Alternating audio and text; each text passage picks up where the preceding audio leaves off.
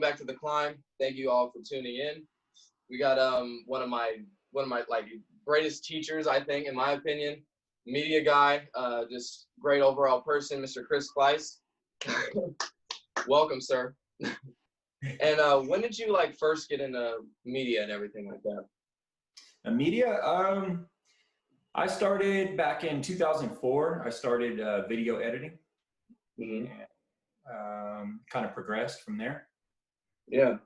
And have you like did you have doubt like at first, like trying to get professional like work and everything, or what was that like? Yeah, it's pretty interesting across the board. You know, I think I am definitely a oh God, I'm lacking words today. I was up at 3 a.m. early this morning. You're all good. I'm an exception to the rule, man. A lot of times people have challenges with stuff and struggle with stuff. And, you know, definitely when I was younger, I struggled with a lot of different stuff. But as I've gotten older, I just adapt really quickly. I learn really fast. So back to your question, you know, you're talking about getting business and working in that industry. Yeah. So, yeah, like I'm involved in a couple of like mastermind groups where, you know, people basically we pay for a coach. That's essentially what it breaks down to. And even within the group that I'm in, you know, some really successful entrepreneurs and video and media company owners there. And I found that, I mean, I don't know what it is, man, but I've been an exception to the rule, and I've been able to really utilize my stories and motivate those people. So generally speaking, yeah, a lot of people struggle with the sales aspect of it. And, you know, I'm a people person. I like to get to know people. So, you know, I've definitely had some challenges there, but I've overcome them. If you have more specific questions, I'd be happy to answer. For sure. And how did you kind of discover the impact of doing what you do? Really, like when was the first like moment, you know, like, man, I can really help people with this? Good question. Well, I created a music video back in, I think, 2007. It was probably one of the first things I actually published. And it was for a well-known group. I'm friends with a old school group. And I just basically made a video montage. I wasn't up to my level where I'm at now as far as like being able to use a camera and film and stuff like that. So I just basically ripped clips off the internet and created a video montage to go along with a new music release that my friends had. And I got a lot of decent feedback from it. And I just saw the potential with being able to influence people and utilize, say, visual images, moving images, sound, you know, all together. And it really is impactful. You know, we all see video all day, every day. And, you know, it's definitely the need for it and the impact of video has definitely increased as it's become more accessible. For sure. Yeah. Definitely.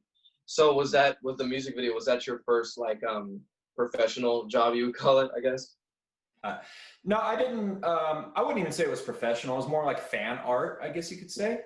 But it did help me to kind of personally, I guess, be confident enough to do bigger stuff. Yeah.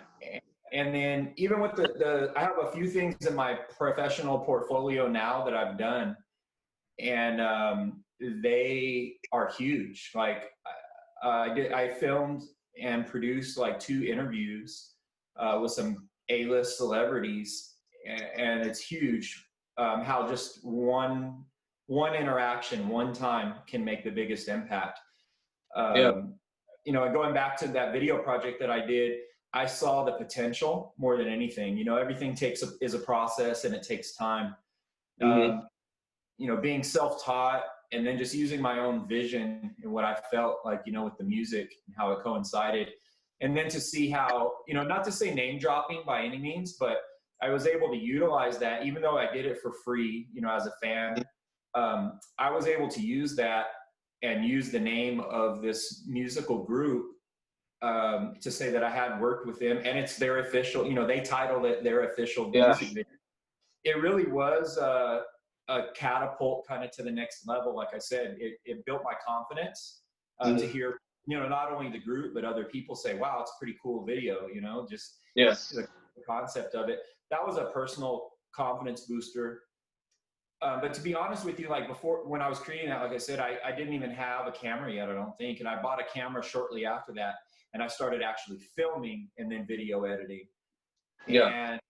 And that was a whole nother ball game. I wasn't ready for it. So For sure.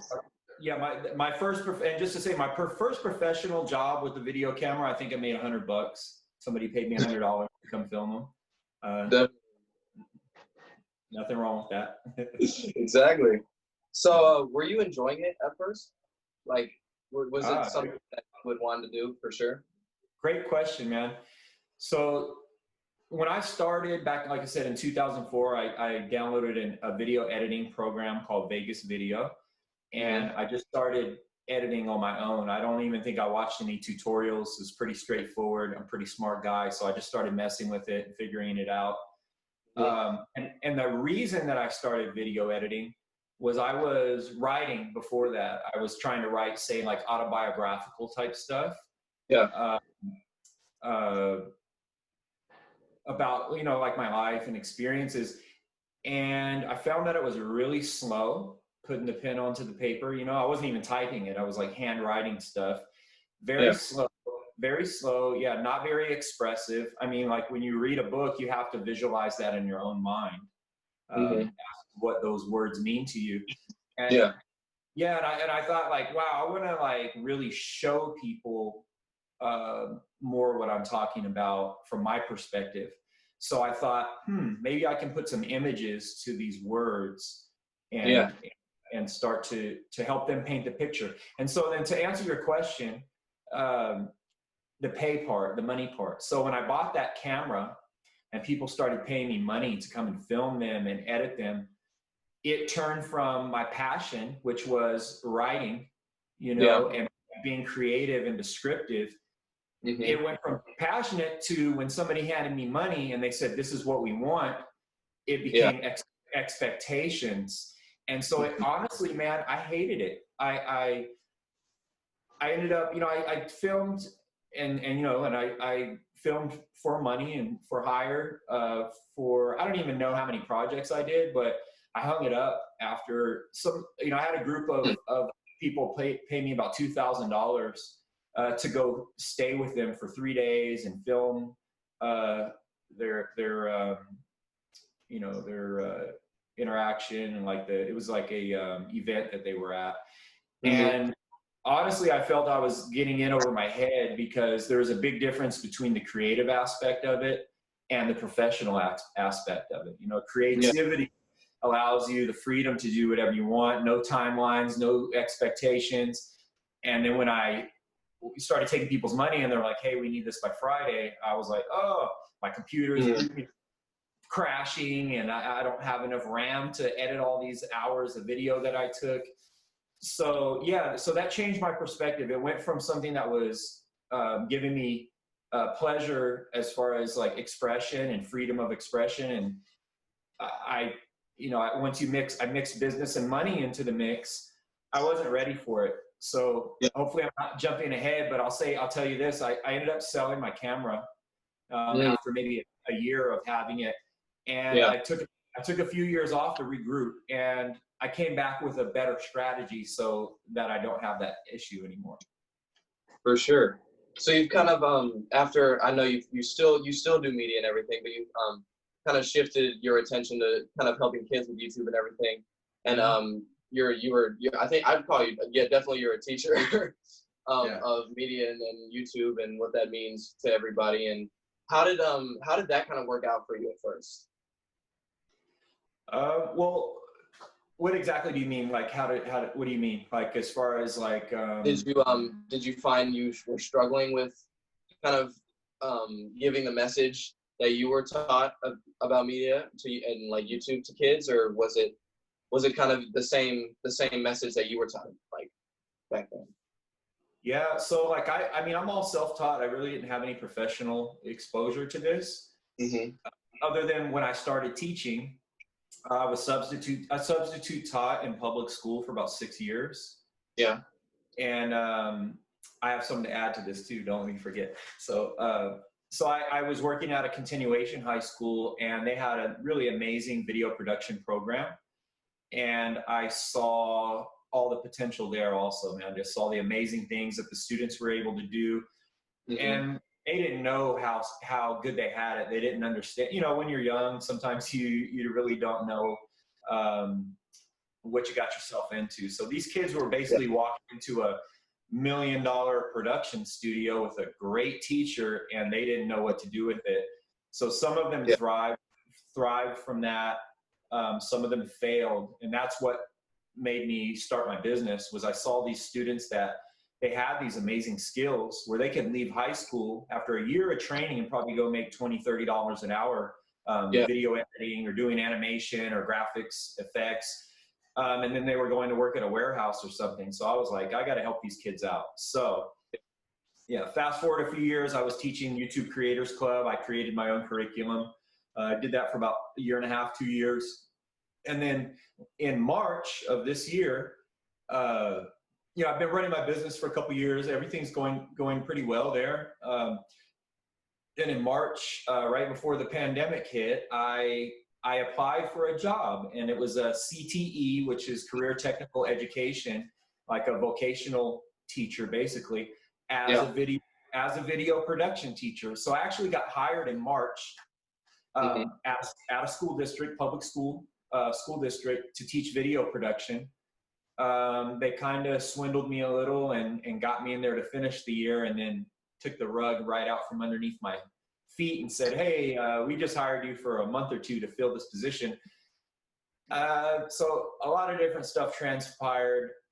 And what happened was I ended up, which actually out training at for today. So this next school year, 2020, 2021, I'm still teaching. I'm teaching video game design and animation.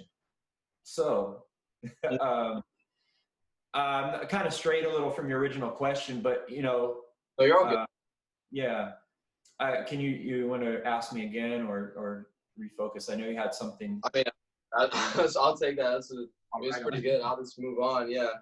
And like, if you don't mind saying, like, what major people have you worked with, or celebrities and whatnot? Oh yeah, so okay, so I told you a story earlier. You know, people paid me lots of money to come and film them. I wasn't terrible at it, but I didn't have the equipment, and I didn't have the knowledge of actually doing it. You know what I'm saying? I had the visualization, of it. I could visualize it in my head, but I wasn't able to execute that. Now I just hire really talented people to execute that for me, that are better than me. But so when I came back into the game, I got a new camera. Actually, we went and filmed this. I didn't even have a camera. I rented all the equipment. In 2017, when I reformed my business, I was slowly starting to build the infrastructure and developing it. And then we got hired I would say for my first professional gig in Krise Media Group was to go film an interview. And so I got hired by a client through word of mouth. Somebody I knew was working as a contractor for a lady that runs I guess they do publications and advertising in the dental industry. And she had a big interview. And they're out of state too. They were coming from out of state here to California. And my contact said, hey, can you give me a quote? I have an A-list celebrity that we're doing an interview for. So I'm not sure if you know who this person is, but I already knew who it was. I didn't tell my crew until we got there. But we got to film about almost 2 hours interview with Tony Robbins. Tony Robbins, back in the 80s, in the 90s, he was by far the #1, and still actually is, I would say, the #1 motivational speaker and coach in the world. His clients right now are like the president of China. calls him and pays him $100,000 an hour to go visit him and work with $100,000 an hour. So yeah, we got to film Tony. He's like the Gary Vee of the 90s. Yeah, he's just an amazing person. So we got to film Tony Robbins. I was able to put that on my reel. I'm able to, name drop essentially. A lot of people want to know, who have you filmed, or what have you done? What big projects have you done? Well, we got to film, or you can just look at my webpage. We filmed Tony Robbins. And then last year, 2019, in April of 2019, the same client, she had the biggest superstar I've ever met in person and got to film was Shaq, man. I got to film. I got to spend, it wasn't spending a long time. We didn't really, I still got to meet him and talk to him. But I got to spend half an hour filming an interview with Shaquille O'Neal. It was an amazing experience. It's huge. Mm-hmm. So just to add to that, I've done tons of work in my business over the last, few years, but just those two clients, filming those two interviews alone, I don't even have to say anything or show anything. If people see that, they're just like, wow, you get to film Tony Robbins. Wow, you get to film Shaquille O'Neal. You're hired. It's essentially like that, man. So huge. For sure. Definitely. So when did you initially open your media company? Well, I mean, on paper, I filed for the Articles of Incorporation July 1st or July 2nd, actually, 2014. So it's been 6 years, man. Yeah. That's crazy. And what inspired you to keep pushing through when you first started? What was it, just pushing your creativity out, or was it just, I want to make myself be known with people?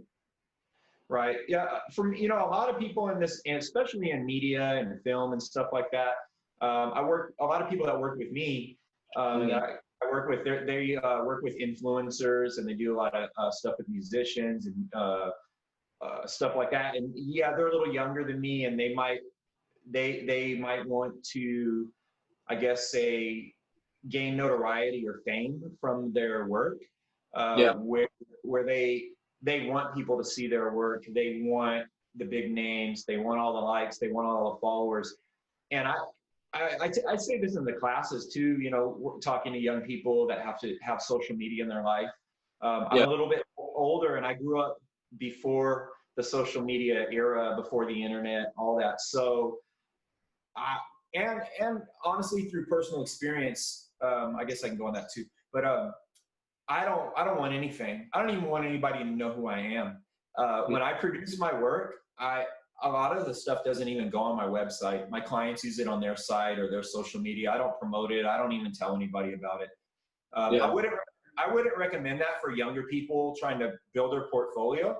I would say absolutely take advantage of social media, represent yourself in high esteem, give yourself the credit that you deserve for working so hard, and be proud of your work and showcase your work. I've already done that in my life. I feel I'm I'm a confident person. Of course, we all have our challenges and things like that, but I don't need the validation from other people per se. I derive my self-worth and self-esteem intrinsically or internally. One, through probably the values that my family brought me up with. To work hard, to be a good person. But I can say that I'm definitely, and most of us we're our own worst critics, we're toughest on ourselves. So, honestly, a word of advice I don't necessarily know who our audience is for this, but I'll go ahead and say it, especially for young people. It's hard, man, in this world where, you feel like you have to prove yourself, and everybody's a superstar. Everybody has a phone. Everybody, don't worry about all that stuff, man. Focus on you. And that's what I was going to say is competition, and say there's a difference between jealousy and envy of other people and then competition, right? You can see a person and say, oh, they have a nice car or they have a nice clothes, and I wish I had that. And that's an attitude I was never allowed to have as a kid growing up. So maybe that's why I don't have it now. But I always, if I saw something I wanted, I didn't say, well, that person is better than me, or why I deserve that, I should have that. I always said to myself, how can I get there? How can I accomplish that goal? You know, how do I set the goals to be able to get there? And if I needed help, I found, you know, help, whether it was from a mentor or somebody that I could trust, that I could talk to, that would give me good information, you know, and not blow my head up, you know, like simple stuff. So, you know, in that aspect, and let me go back to rewind this back a little bit. I was on TV. I've been on TV a few times in my life, but I was actually on like a daytime television show back in 1999.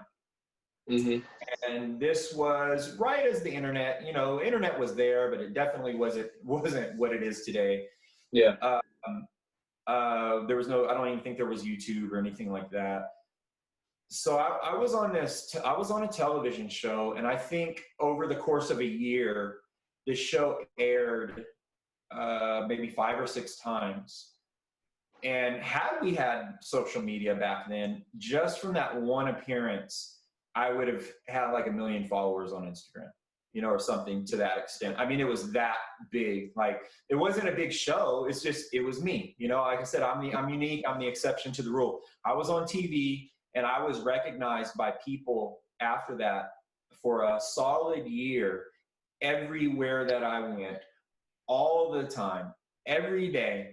People knew my face and recognized my face from that. So at that point in my life, I had an opportunity to take it to the next level. You know, I could have went to Hollywood and got an agent, and it wasn't as easy as it is now, because you would have to go in person and drop off your physical documents to each agency and talk to them. You know, that you couldn't just email it to them or anything like that.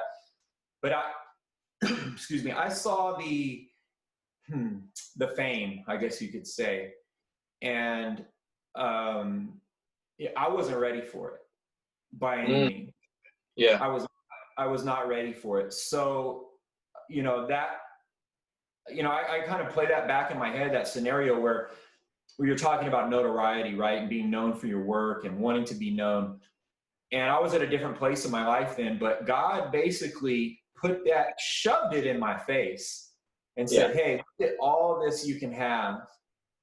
And then I didn't capitalize on it. And I didn't capitalize on it because I wasn't ready. The timing wasn't right. Mm-hmm. Had I gained more recognition, I wouldn't say fame by any means, but more recognition than what I had, I could have easily went down a different path, like a negative path, because I wasn't in the greatest place in my life. I wasn't mature as I am now. And, you know, I was going through some things, so I wasn't ready for it. And I thank God that I didn't pursue that. But that's always I always laugh and say, like, that's going to be my retirement job. When I'm done doing everything else, I'm just going to ask to be an actor. For sure. And do you think, what do you think made you ready in that situation? Just kind of the passing of time, or? What do you think? What? I'm sorry. What made me what? What do you think, like, made you, because you said you weren't ready in back then. You're like, well, what do you think made you? Was it just kind of the changing of the time period, or how did that kind of work? Yeah, just life experience, you know, it's a journey for all of us, and we all do things at different stages, you know, like, God will give you, and sorry to make this a religious podcast, but, you know, you're good. If you don't have, you know, well, I'll break it down to this. If you don't surrender yourself to a higher power, if you think that you're running the show, you will quickly find out in your life that the rug will just come right out from underneath your feet. Your entire world will come crumbling down and crashing down, and you will be weeping because you don't understand, why did all this happen to me? And, you know, a lot of it is attraction. You know, if you hear the law of attraction, you know, so we're talking about why I wasn't ready for it, or the steps that got me there, or what? The steps that got you there, that'd be great. Yeah.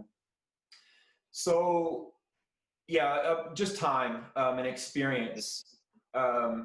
perseverance through trouble, you know, through tough times, or just putting in the work, man. Like putting in dedication.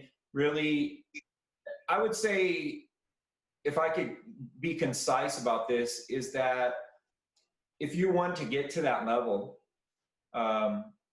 we can put this back to a sports analogy, because my background, my bachelor's degree is in kinesiology. I initially wanted to be a PE teacher. And I have a lot of athletic, you know, type of background, athlete sports. Yeah.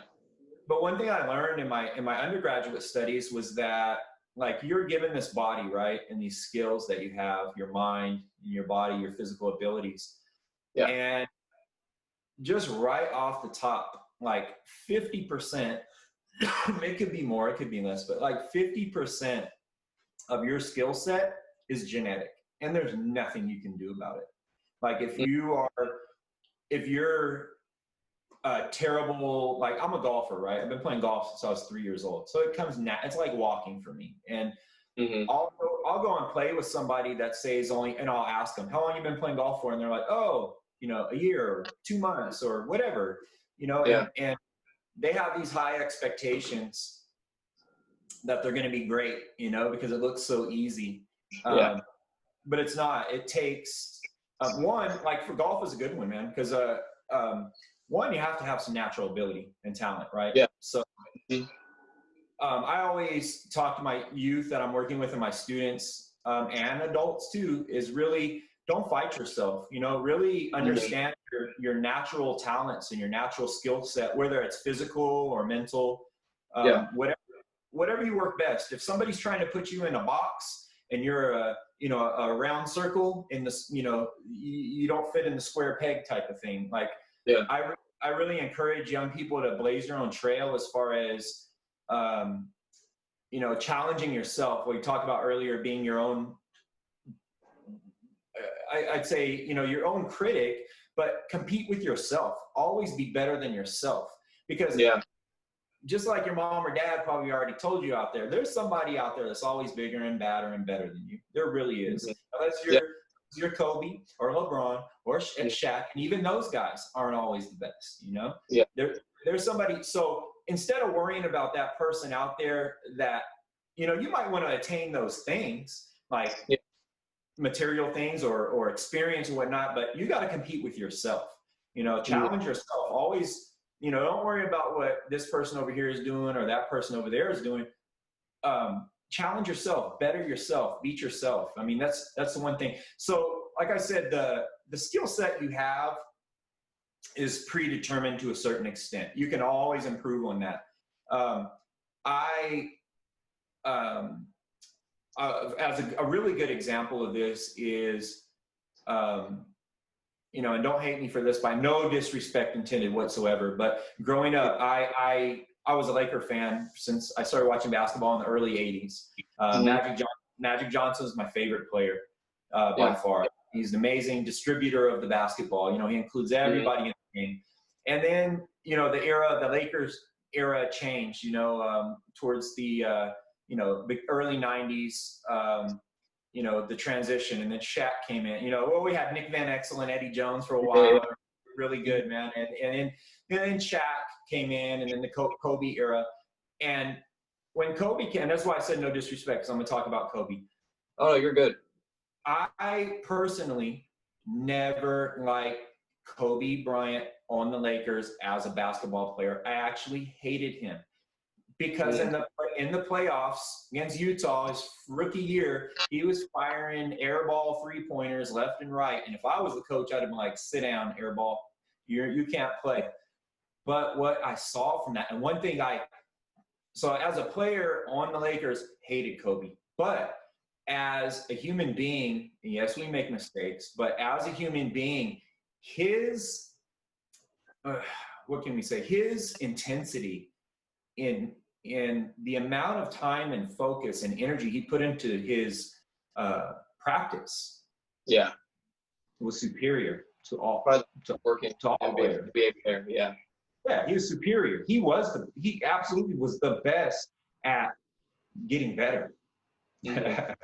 at challenging himself and at practicing, but going back to my golf days, like in playing golf, okay, so another thing, like I'll play golf with people and they'll look at me and say, oh my God, your swing is so fluid and so nice. And that's why I asked them, how long have you been playing golf for? How much practice do you put into it? Because I'll tell you what, when I was 13, 14, 15, 16 years old, I was spending 2, 3, 4 hours a day playing golf. Practice, not just playing, but practicing, hitting balls, practicing drills every day. That's how I got good. Yes, I have natural ability and natural talent. I come from some great genetics. My dad's an amazing athlete and golfer. My grandfathers are both great athletes, great golfers. Yeah. So I got mad skills on that end. But it takes practice. It takes determination, motivation.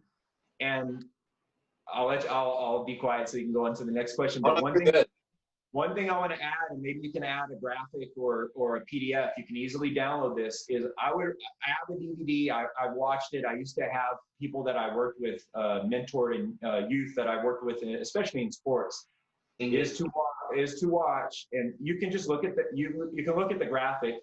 Do you know the best basketball coach in history was? I mean, so far in the world? I think Phil Jackson, to be honest. I think Phil Jackson is absolutely a great basketball coach by any means. What he did with the Bulls and in the Lakers was just amazing. Yeah. But before him, Coach John Wooden from UCLA. I believe he won more national championships than anybody by far.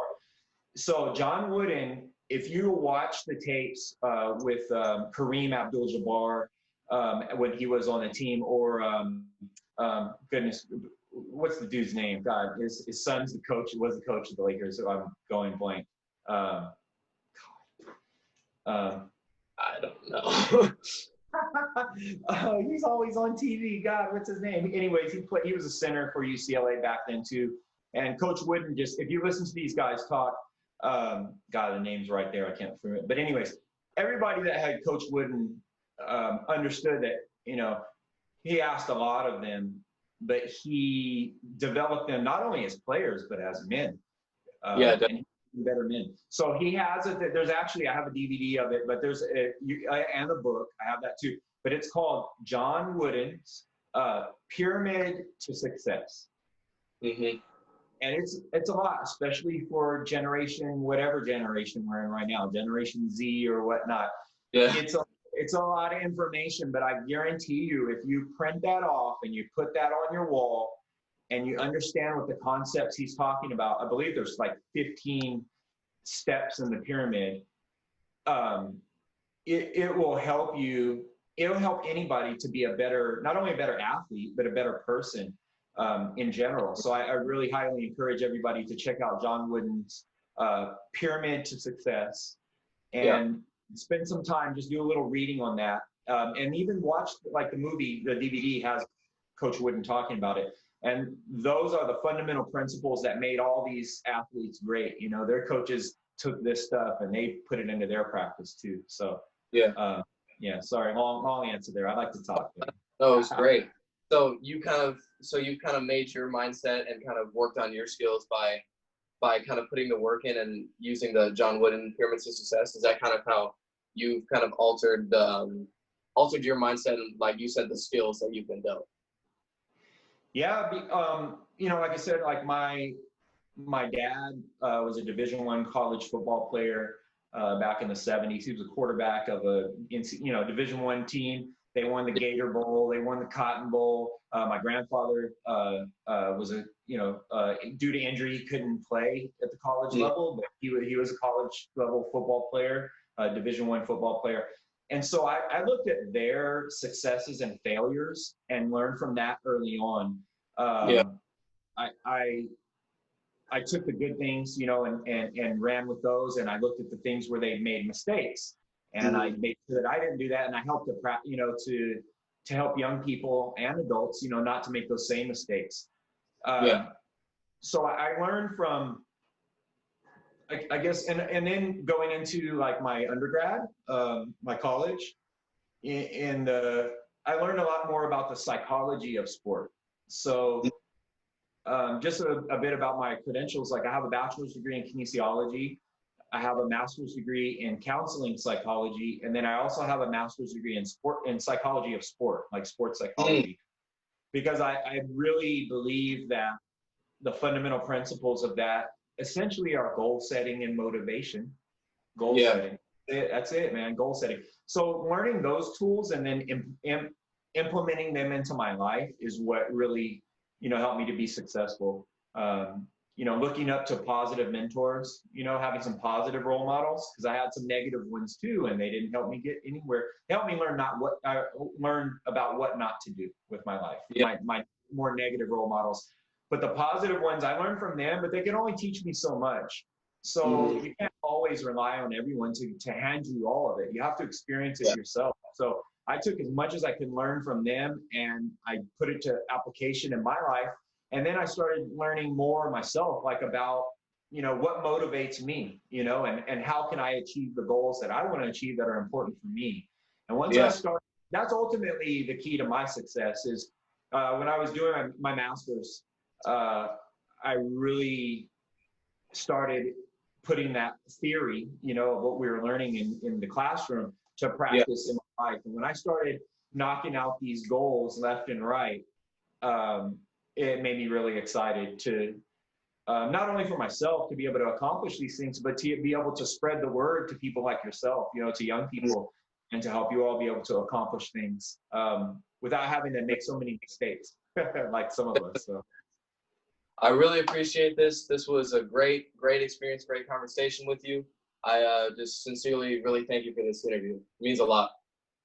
Hey, Jaelin, I thank you for reaching out to me, man, and appreciate the kind words. And of course, if there's anything I can ever help you with, feel free to reach out anytime. Thank you. The Climb with Jaelin is hosted by Jaelin Morris-Orchen, produced by Mitch Bahnsen, and the music is done by Bowden Ford. For business inquiries, please contact us at theclimbwithj@gmail.com. That's theclimbwithjae@gmail.com. Thank you for listening.